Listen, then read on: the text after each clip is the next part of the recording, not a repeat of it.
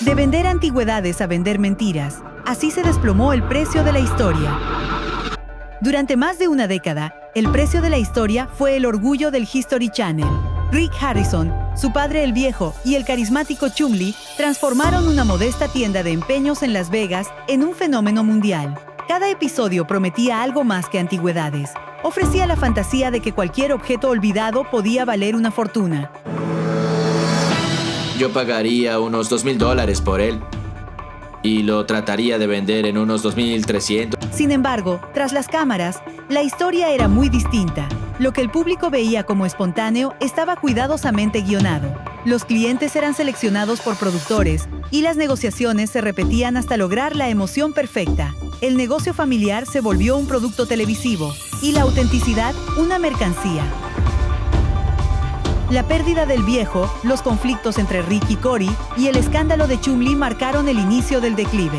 Las audiencias se cansaron de la farsa, los fans descubrieron la manipulación, y lo que alguna vez fue una historia de éxito se convirtió en una muestra más de cómo la televisión puede empeñar su alma por un punto de rating. Hola amigo, ¿qué tal? Chom ha trabajado para mí por años, pero nunca había sido tan flojo.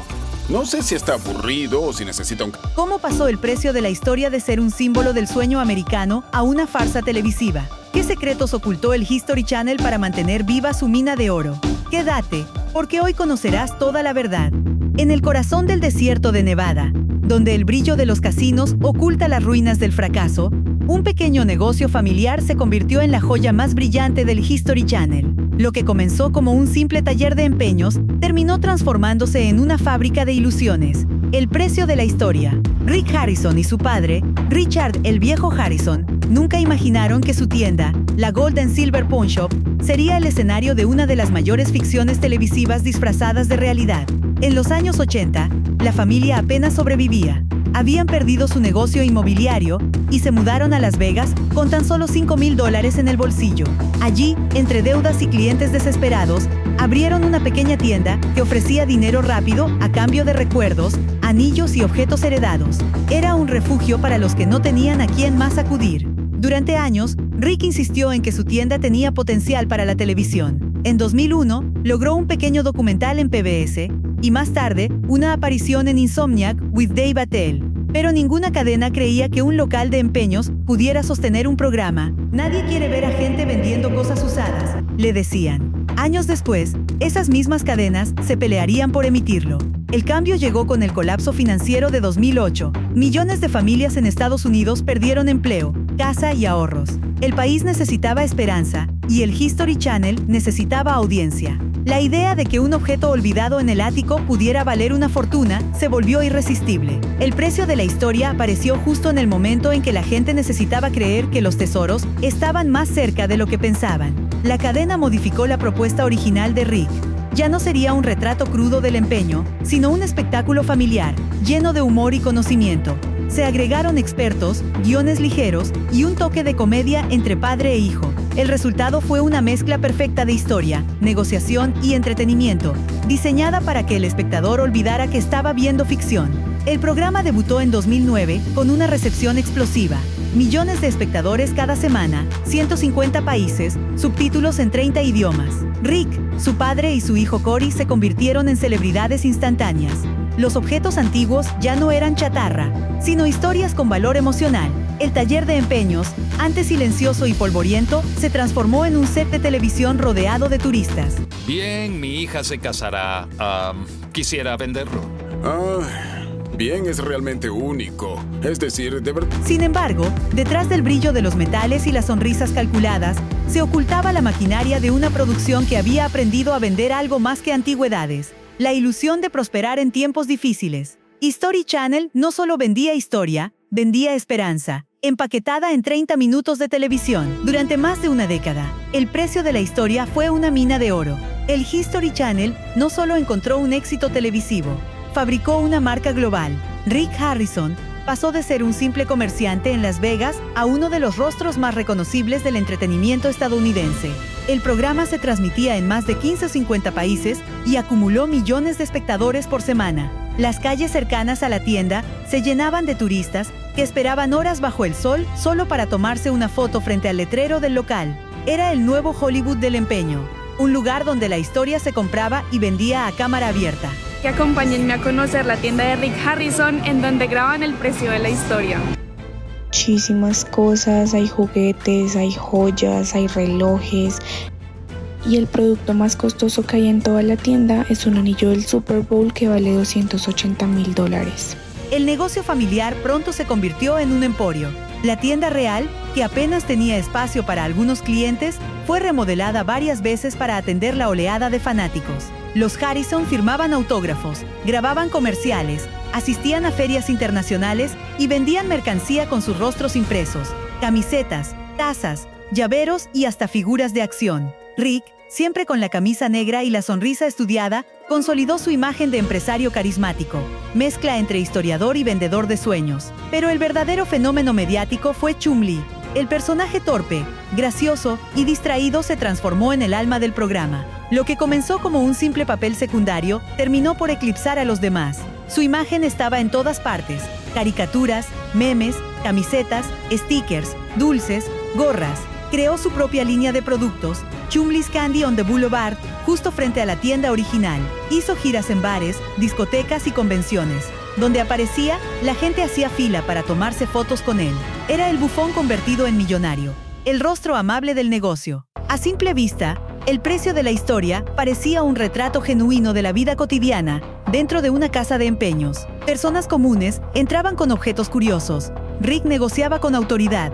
Chumlee lanzaba chistes torpes y Cory servía de mediador. Sin embargo, aquella naturalidad era tan calculada como el valor de una joya falsa. La mayoría de los espectadores jamás sospechó que gran parte del programa se filmaba en un set construido a pocos metros de la tienda original. Ese set, una réplica casi exacta del local real, tenía iluminación de estudio, cámaras ocultas y hasta un equipo de extras contratados para fingir ser compradores.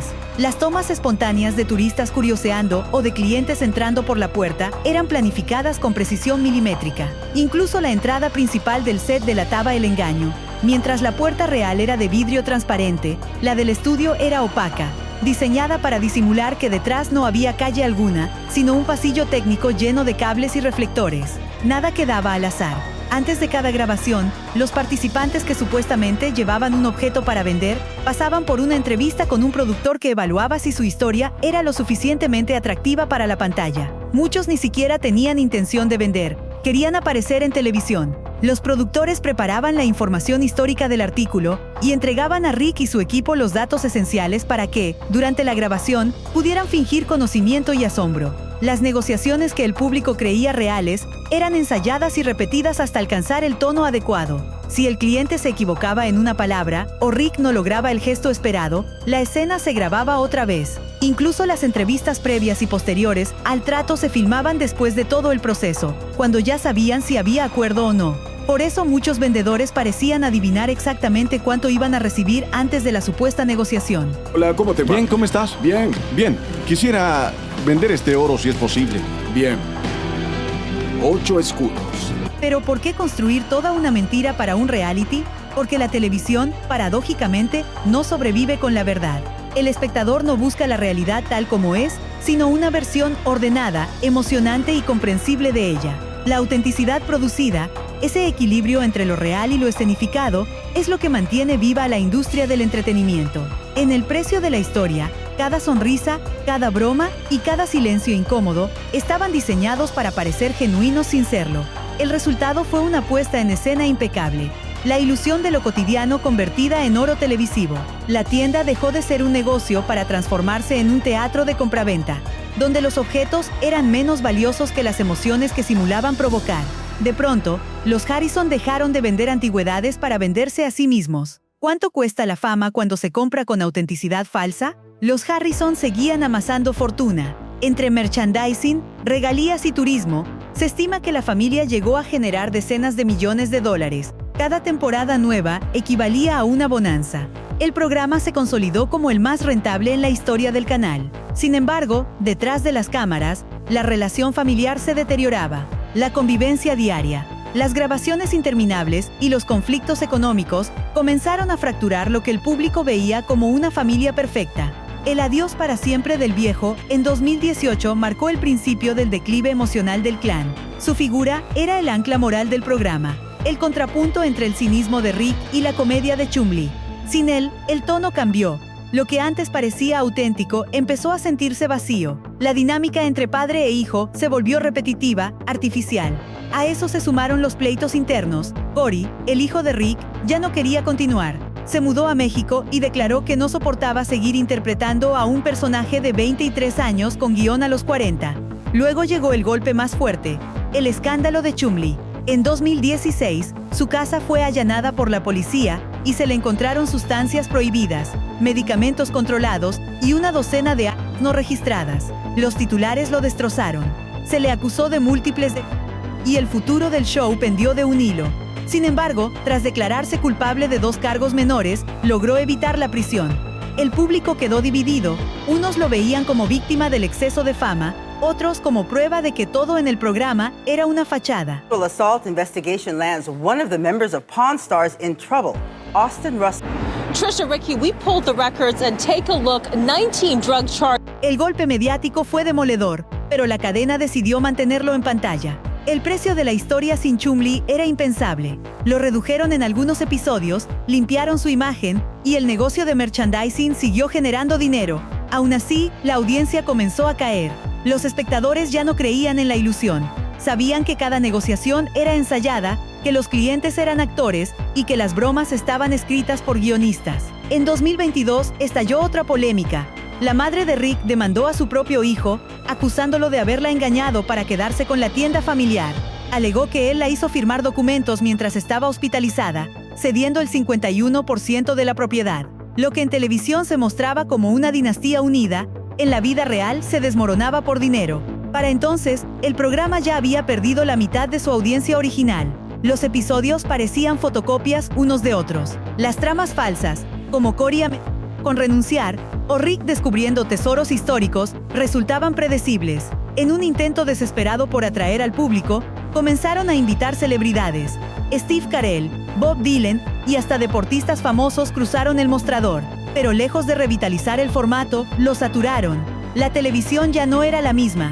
El público se había mudado a Internet, donde la autenticidad, o al menos su simulacro, tenía otro rostro. Plataformas como YouTube ofrecían contenido real, sin guiones ni productores. Gente común mostrando su vida, sin filtros. Frente a eso, el precio de la historia lucía viejo, lento, obsoleto. La generación que alguna vez soñó con encontrar fortuna en un objeto heredado, ahora buscaba fama, subiendo un video desde su teléfono.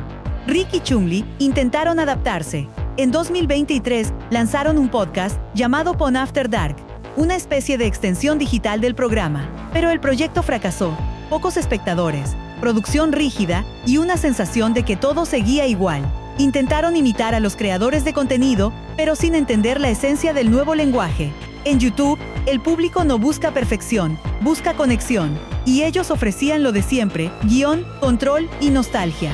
Así, el imperio televisivo que una vez simbolizó el sueño americano, terminó representando algo muy distinto: la decadencia de la televisión tradicional ante la era digital. El precio de la historia fue un espejo de su tiempo, un producto que vendió esperanza en medio de una crisis y terminó revelando la falsedad que sostenía su éxito. Hoy, los episodios antiguos sobreviven en Internet, reciclados como piezas de archivo, pero lo que alguna vez fue un fenómeno global se ha reducido a clips de nostalgia, fragmentos de una época donde la ilusión valía más que la verdad. Y quizá esa sea su mayor ironía: una serie que prometía enseñar el valor de las cosas, terminó siendo un recordatorio de que incluso el brillo más intenso también se empeña con el tiempo. Tal vez, el precio de la historia no murió por cansancio, sino por coherencia. Un programa que hablaba del valor de las cosas terminó perdiendo el suyo. Empeñó su esencia por fama, su humanidad por libreto y su historia por espectáculo. En su intento por mostrar autenticidad,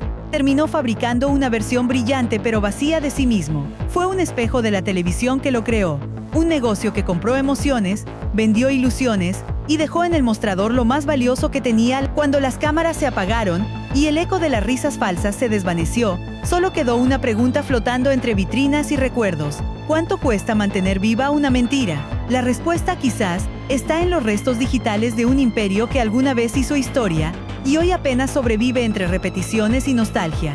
Si te gustó este análisis, suscríbete y no te pierdas el próximo video: la caída del Cake Boss. Una historia marcada por un encuentro inesperado con un hombre trans que destruyó su carrera para siempre.